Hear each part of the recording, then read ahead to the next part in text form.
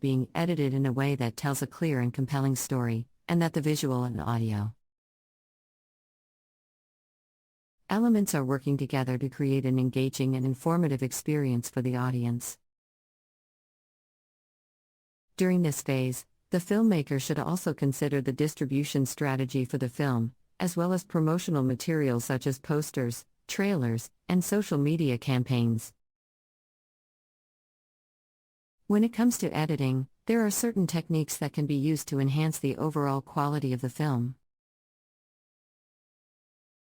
For example, using various camera angles and shots to create visual interest, or using cuts and transitions to create a sense of rhythm and flow. The filmmaker should also consider the pacing of the film and how it affects the audience's emotional response, such as using slow-motion shots to emphasize a dramatic moment or fast-paced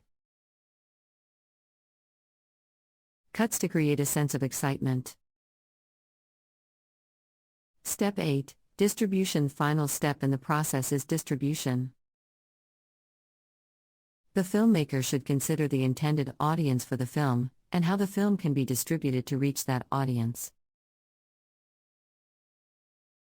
This may involve submitting the film to film festivals, seeking out distribution deals with streaming platforms or broadcast networks, or launching a self-distribution campaign. It's important to have a clear distribution plan in place before the film is completed, to ensure that the film reaches the widest possible audience and has the greatest possible impact.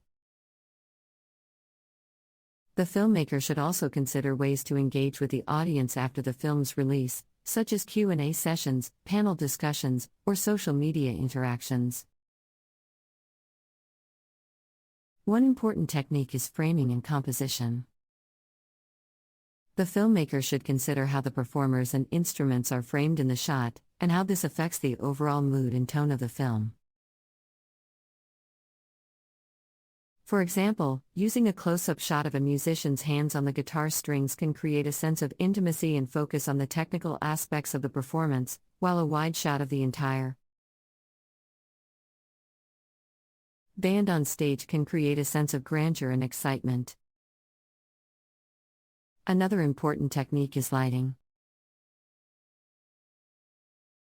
The filmmaker should consider how lighting can be used to highlight certain aspects of the performance, such as a spotlight on the lead singer or a dramatic change in lighting to emphasize a key moment in the performance. It's also important to consider the color temperature of the lighting, and how this can affect the mood and tone of the film. Warm tones can create a sense of intimacy and comfort, while cool tones can create a sense of distance and formality. Sound is also a crucial element in creating a film about music and performing arts. The filmmaker should consider the quality of the sound captured during filming, and how this can be enhanced in post-production. It's important to use appropriate microphones to capture the sound of the instruments and vocals, and to adjust the levels during filming to ensure that the sound is balanced and clear. In post-production, the filmmaker should consider using sound effects and music to further enhance the emotional impact of the performance, such as using a swelling orchestral score to emphasize the drama of a ballet performance. Another important technique is movement and camera work. The filmmaker should consider how movement can be used to create visual interest and convey the energy of the performance. This may involve using a Steadicam or handheld camera to capture the movement of the performers, or using slow-motion shots to emphasize a dramatic moment in the performance. It's important to use camera movement in a way that enhances the overall storytelling of the film, rather than just for the sake of visual interest. Lastly, editing is a crucial element in creating a film about music and performing arts. The filmmaker should consider how the footage captured during filming can be edited in a way that tells a clear and compelling story.